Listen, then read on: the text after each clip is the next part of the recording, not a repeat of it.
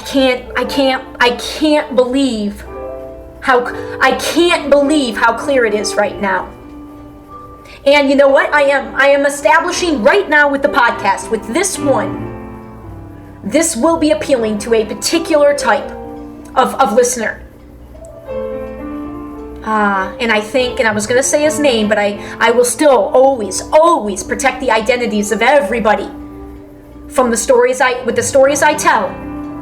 Your name will never ever be released unless it's discussed ahead of time. That I have sort of the open, because remember, I never plan anything, so it would have to be sort of somebody generally in my life that has said and given me permission to use their name if it comes out.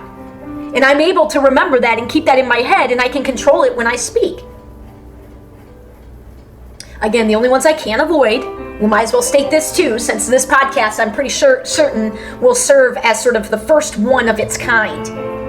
Because I haven't posted anything this excitable. I mean, maybe one of the other podcasts.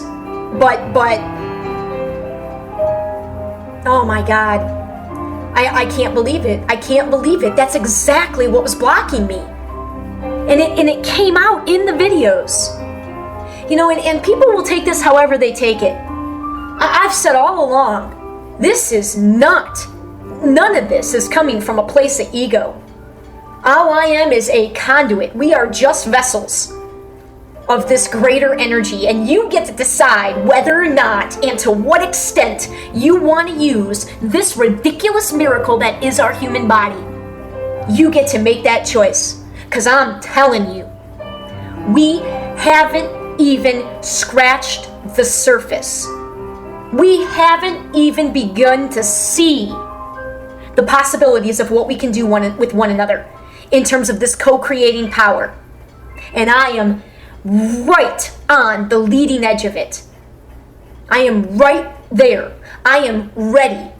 Because what prompted me to go get this tape recorder was I was allowing myself to visualize what I know is manifesting right now.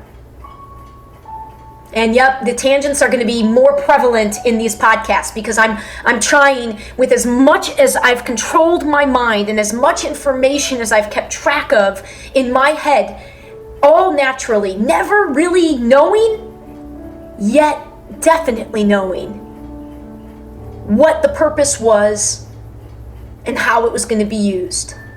Now I know.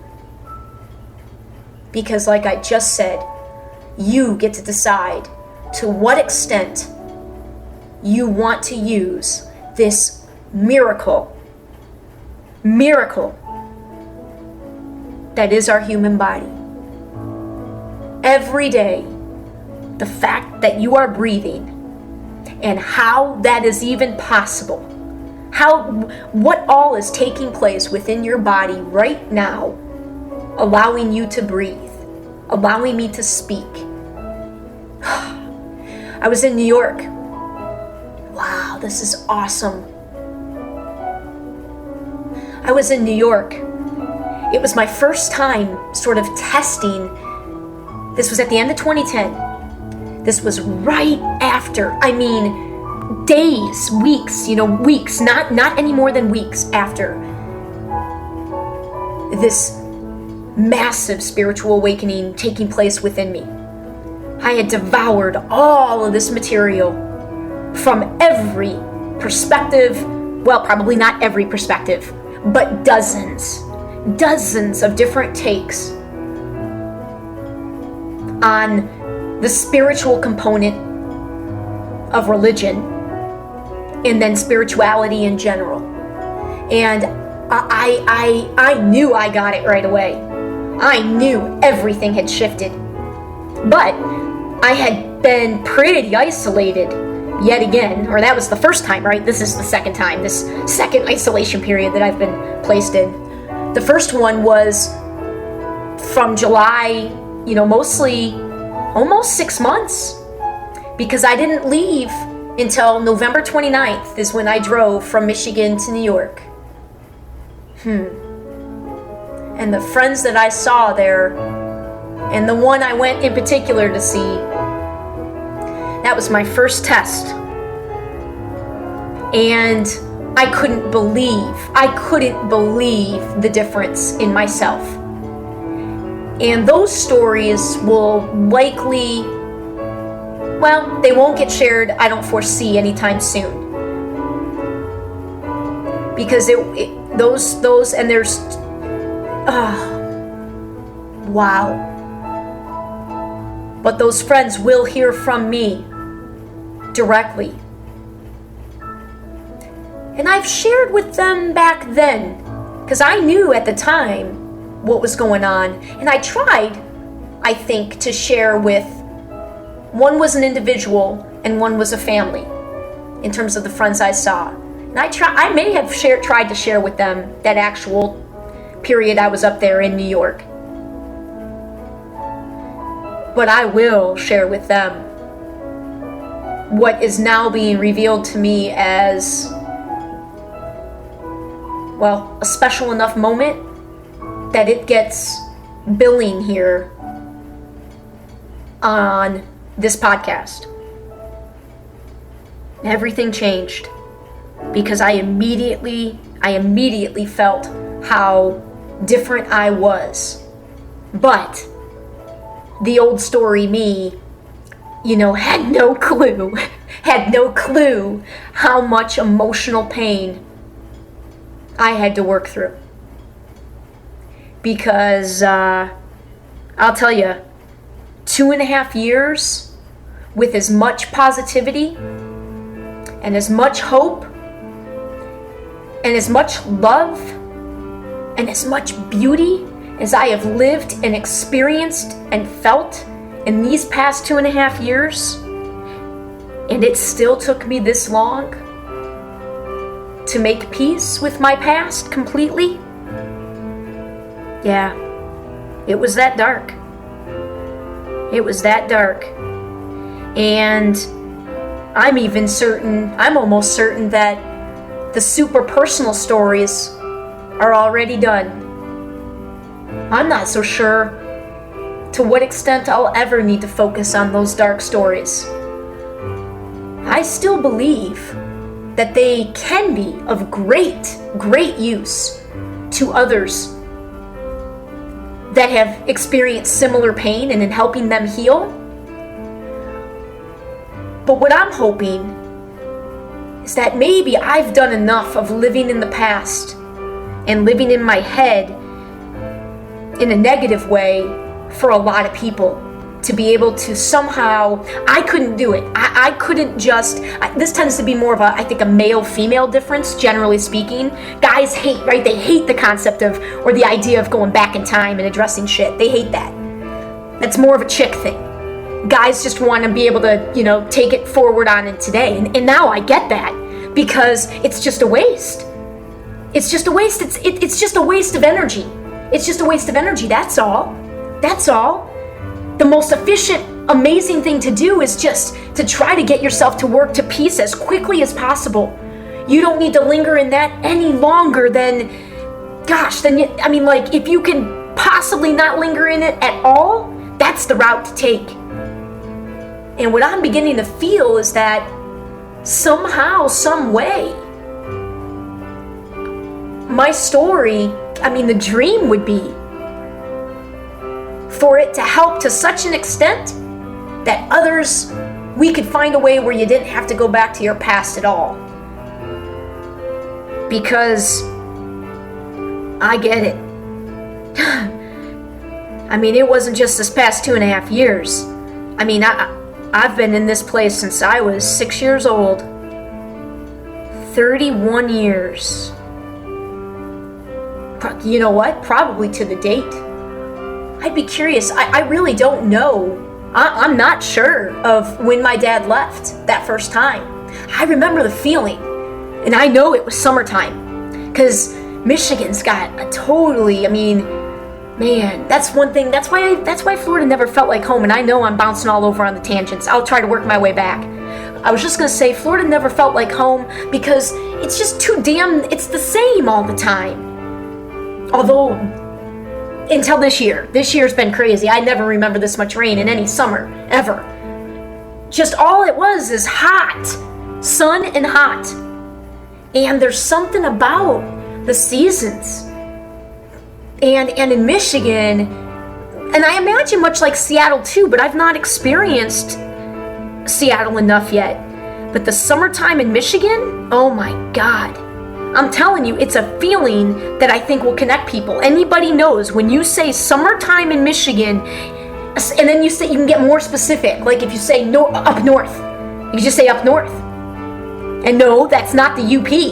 Like, that's what I'm saying. Like, Michigan's so unique. The UPs, they're their own, like, category. Up north means, you know, Higgins Lake, Lake Leelanau, Traverse City. Up north in the summer in Michigan. It's just got a feeling. It was that summer. It was in the summer. And I want to say it was between 6 and 7, which would be damn near almost exactly 31 years ago. 31 years. And I'm telling you, ain't nobody felt as much love and positivity, I'm telling you, in the past 2.5 years than me on the planet. You don't know how low the bar is set. You don't know. And these early, that's what's so, I've been trying to tell people, this goes back to earlier in the podcast where I said it's not about the ego. I don't mean this at all from an egoic point, so you're either going to be turned off by it or not. I've been trying to tell people this is one hell of a story to be following. Because I'm just the conduit of this story. This is just my role for these times. And this is it's been one hell of a story, and now it's about to get just amazing. Because now I'm going to fully allow. I'm just going to let the love come out, because you know what? I don't know if I'm meant to have a family. I mean, I don't even know if I'm meant to have a partner. I don't know how to do this one-on-one. I want to. God knows I want to. Holy crap. I mean, I feel, I'm going to have a partner. And maybe, like I said, it might be many partners through, between now and when I die. It may be different partners. It kind of feels like that's what it would be. I kind of feel like I'm meant to have not like just a few really, really powerful because so much of my dream is wrapped up in the work. So, I mean, the ultimate dream is to be romantic with somebody and somehow be sharing in the vision. And remember, I mean, my world, man, I'm not your stereotypical person in any way. Don't try to put any label on me, because I will let you down with that label probably within 24 hours. I am on everybody's team and nobody's team. Truly, truly, no judgment here. I am just rooted in the love. My work, I'm in the business of peace. How can it get any better than that? And in the business of teaching positivity and focus, because that's my role, folks. We can create a world of peace. We absolutely can. And like I said before, I'm in no rush. Because once you discover individual peace, which is the only way we're going to create world peace, you realize it does not matter. It does not matter that I am by myself right now, because it's all about what you focus on and how you choose to feel it. Sure, I could feel the way the world's telling me I should feel, that I should feel alone and sad, if I focused on that part of it. But how about I focus on the freedom? Hello? And in this day and age, to the extent that everybody around me is screaming for freedom, that's why this has been the most isolating. Because deep down there's a part of everybody that's just pissed at me right now. Because they're jealous. Don't be jealous. I'm trying to tell you, you can come do the same thing for yourself. It's what I've been trying to say. So don't throw your jealousy at me. And I know you don't know what that is. And again, this will turn people, this podcast, this side of me is gonna, Oh, you know what? And I'm not, that's going to make it sound like I'm actually intentionally aiming to upset people. I'm certainly not. But you don't,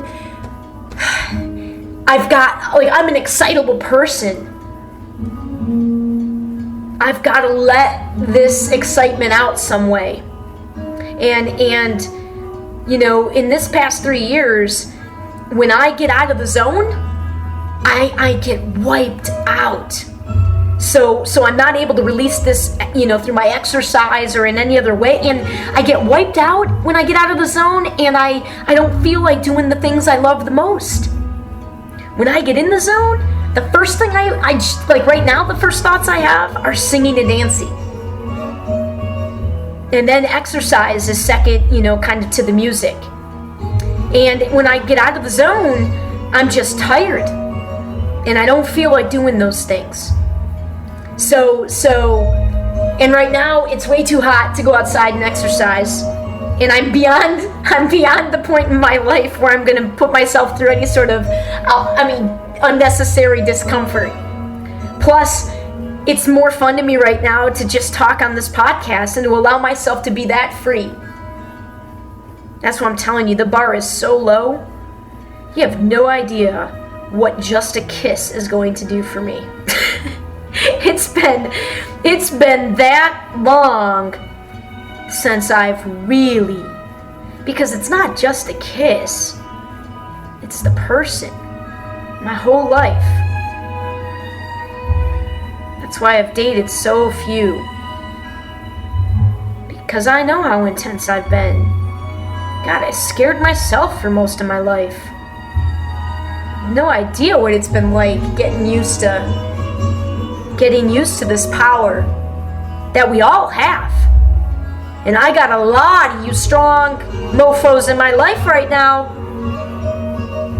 Lots of you that are fighting this. Those of you who are the most uneasy with what I'm doing and what I've done, you are the strongest souls in my life.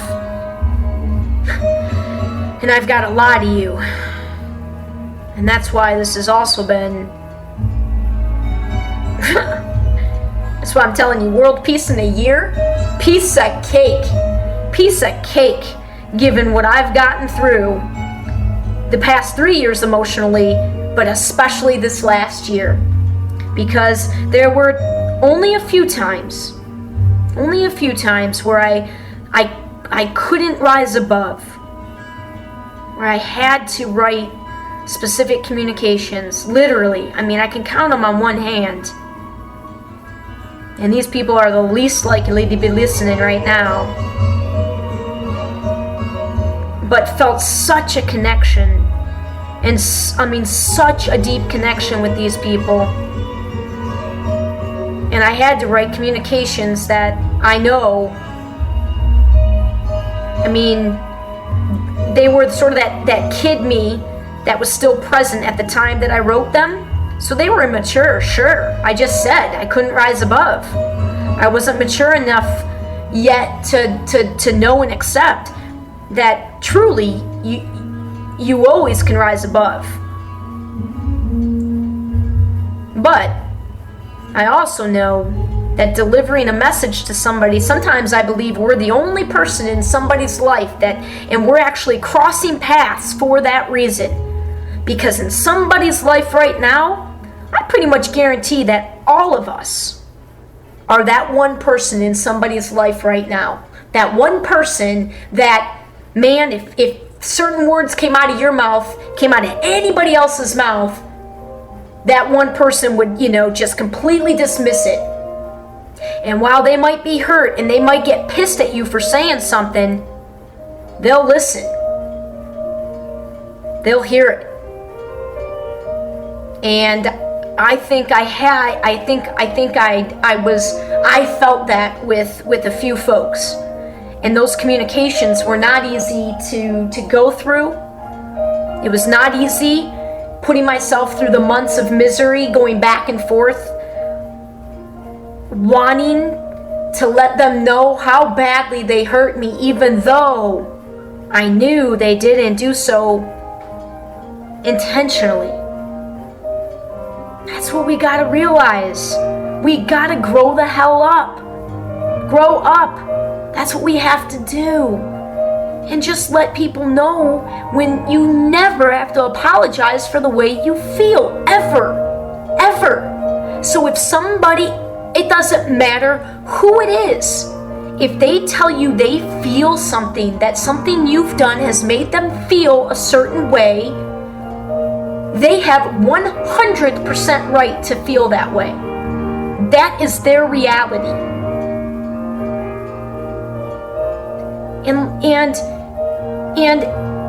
But on the other side, if you're sharing that with somebody, you got to know that they didn't intend to. And that's the predicament I was in. I felt like I really needed to say something, namely just how badly these people hurt me. How badly, like to my core. Like, these are some of the people that I love. I don't want to say I love the most, but you know, I've got a friend of mine who always reminded me there's only one love. But there are connections. It's sort of the strength of connection. And I think we've, in our past, kind of associated that with the phrase love the most. These are the people, some of the strongest connections I've felt. At a time where I'm only now allowing myself to feel life. I have lived, God, I've dove into my emotions ever since I came out of the womb more than the average person. And after that awakening, God. And my bipolar nature, my extreme nature, meant that the highs have been higher than ever, and the lows have hurt like hell. But I now understand the lows. You always get to call mercy. We are the ones that get to call mercy. You never have to keep yourself, and it is foolish to keep yourself feeling like shit for any longer than you can possibly, you want to move through it. There's just no reason to keep yourself feeling like garbage. Not when you could be feeling positive and helping, and when you feel positive, making all your dreams come true, enjoying your present more, and continuing to make your dreams come true. Because that is what we have lying in front of us, folks. I know it sounds too good to be true. Oh, I know it. But I'm telling you, it's not. That is the power that we have. And like I said, when you find it within yourself, you can really mean it when you say, and see, it doesn't matter if nobody else believes me. My life's work is going to be world peace. And I don't care if we don't give that year and effort for 5 or 10 years. I don't think it's going to be more than that, because I'm telling you, this is going to catch on like wildfire. Because it's just silly. Go ahead, go ahead and you can call me all the crazy you want. I will be all the crazy you want me to be. Because ain't no way, after 31 years of the depths of the darkness that my soul has been in for 3 decades, there's no way I'm not gonna allow myself to feel happy and at peace every second. I got a lot of making up to do. So now you get to feel these messages. Now it all comes out. Because I'm not trying to convince or prove anyone. I was stuck on Microsoft. I got stuck in all that the pinnacle of the male world energy. I don't have to convince them of, hey, they passed on me. And it was hilarious because with my boss, he was so amazed at how I was handling it, how well I was handling the news. And that's because in the new game, I knew what that meant. Me not getting that job meant that all my dreams we're less than a year away. We're a year away. We're a lot closer than I ever could have imagined they were. That's what not getting that job at Microsoft told me. And I never had said anything like this in my life, and all I said was, Michael Jordan got cut from his... I compared myself to Michael Jordan, for God's sake. Said, Jordan got cut by his high school squad. You guys just cut Jordan, man. You guys just cut Jordan. Because had they hired me, just for who I am, I would have done what they're going to end up paying me to do. I'm telling you, I can revamp that entire company just through morale. Just through morale. I got an idea that's risk-free. Risk-free. In the organization, we could try to implement it. Give me 1 year with the morale budget and watch how little it will take at no risk to send a crazy ripple effect through that company and thus through all of the corporate world. I ain't gonna convince you guys of nothing. You don't have time for me? Okay. I don't have time for your male energy game any longer. Because you're missing out. You had first dibs, Microsoft. And the offer, it's still in the air here. But I'm going to tell you, when I'm back in October, if you haven't capitalized in one way or the other, chances I know I'll be committed to something that will make it where I've already made my choice of where my energy will be directed for the better part of the next year.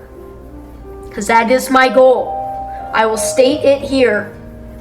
Josh Groban is coming to concert on October 4th in Seattle, so I will be home by October.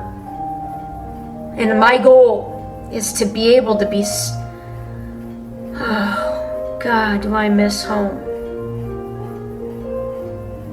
Typical Alyson. As soon as something's good, I run from it. That played into how I ended up back here too. Not consciously, but it makes sense.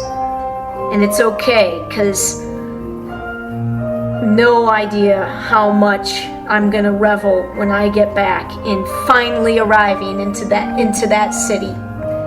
I love that city, and I haven't even touched the tip of the iceberg.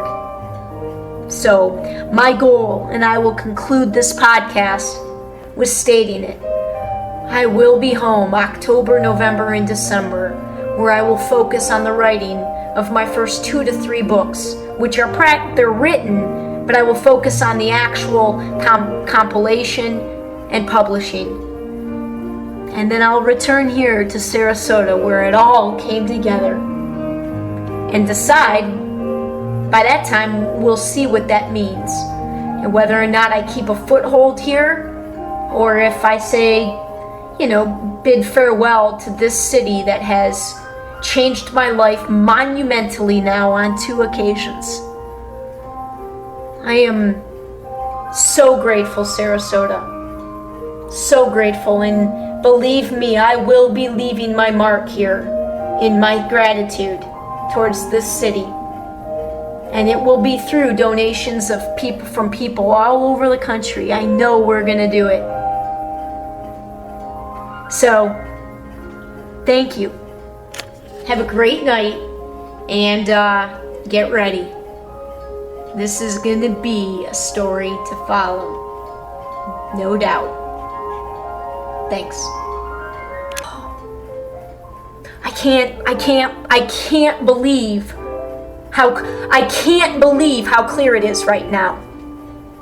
And you know what? I am establishing right now with the podcast, with this one, this will be appealing to a particular type of listener. And I think, and I was going to say his name, but I will still always protect the identities of everybody from the stories I tell. Your name will never ever be released unless it's discussed ahead of time. That I have sort of the open, because